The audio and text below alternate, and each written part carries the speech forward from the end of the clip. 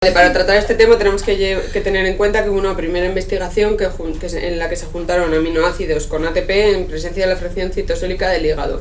Fue catalizado por aminoacil tRNA sintetasas y como final tenemos aminoacil tRNA. Este RNA es soluble y termostable y se llama transferente. Es un adaptador que traduce la secuencia nucleotídica de un RNA mensajero a secuencia de aminoácidos de un polipéptido y el proceso se denomina traducción.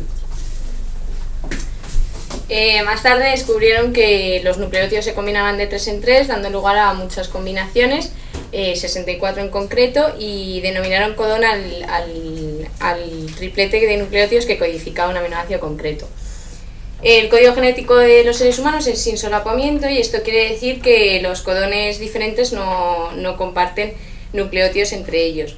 Denominamos pauta o marco de lectura al primer codón de toda la secuencia, y cualquier ARN mensajero o ADN puede tener 3 posibles marcos de lectura, aunque probablemente solo uno de esos 3 pueda ser codificante.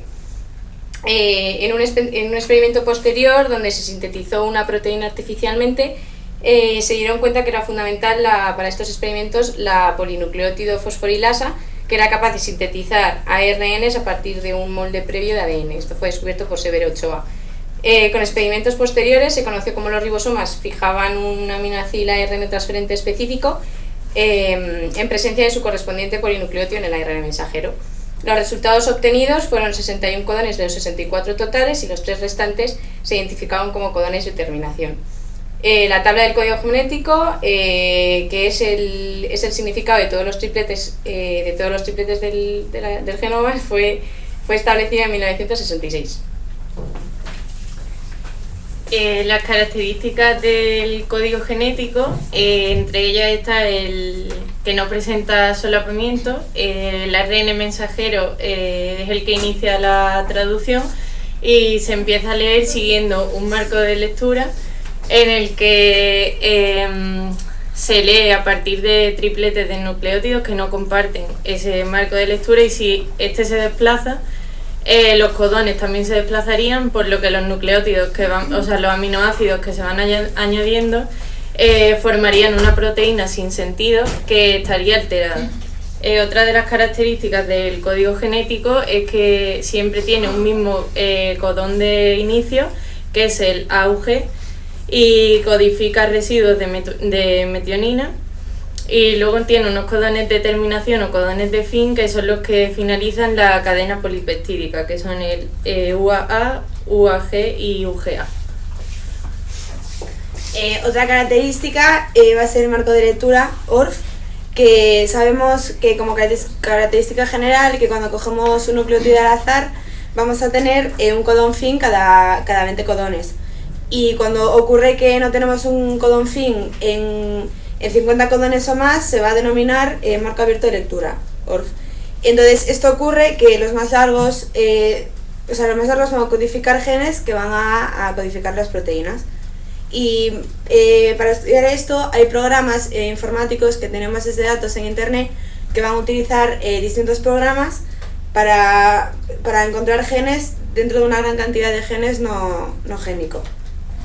Otra característica va a ser que el código genético esté generado, ya que se dice que el código esté generado, ya que un aminoácido puede ser específico para más de un codón.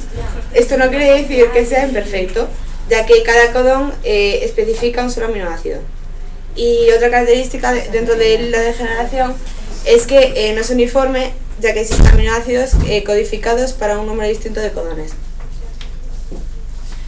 El código genético es casi universal porque podemos decir que seres humanos, bacterias, plantas, animales y virus comparten el mismo código genético, y solo hay pequeñas variaciones en mitocondrias y en algunas bacterias, y por eso esa universalidad del código genético se debe al hecho que todas las formas de vida tienen un antepasado común. El balanceo de la tercera base es cuando un aminoácido específico está codificado por diferentes codones y la diferencia entre ellos se encuentra la tercera base en el extremo 3'. Por ejemplo, la alanina tiene diferentes codones y los 4 empiezan con GC y varía solo la última base. Y las 2 primeras letras de cada codón son las que determinan el aminoácido. El anticodón es una secuencia de 3 nucleótidos que es capaz de reconocer el codón de mRNA y formar con ellos puentes de hidrógeno. No hay un anticodón de tRNA específico por cada codón de mRNA, porque en el tRNA puede aparecer a veces una base llamada inosinato que puede formar puentes de hidrógenos con diferentes bases como uracile, citosina y alanina.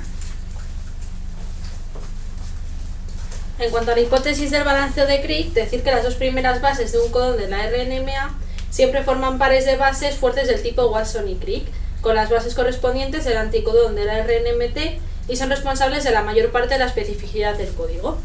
Además, la primera base del anticodón, que se aparea con la tercera base del codón, determina el número de codones que pueden ser reconocidos por el ARNT. Cuando la primera base del anticodón es o C o A, el apareamiento es específico y únicamente un codón es reconocido por ARNMT. En cambio, cuando la base en vez de ser C o A es U o G, la unión es menos específica y pueden leerse los 2 codones. Cuando la inosina es el primer nucleótido, en este caso sería balanceo del anticodón, pueden reconocerse 3 codones diferentes. Cuando un aminoácido es especificado por varios codones diferentes, los codones que difieren en cualquiera de las 2 primeras bases requieren RNMT diferentes. Y para que se pueda producir la traducción del total de los 61 codones que encontramos, se requiere un mínimo de 32 RNMTs. 31 se utilizan para codificar los aminoácidos y el que falta para el inicio. El objetivo del apareamiento débil de la tercera base es una rápida disociación del ARNT del codón. Si tuviéramos un apareamiento fuerte, tendría una implicación muy grande en la síntesis proteica, ya que la velocidad sería menor.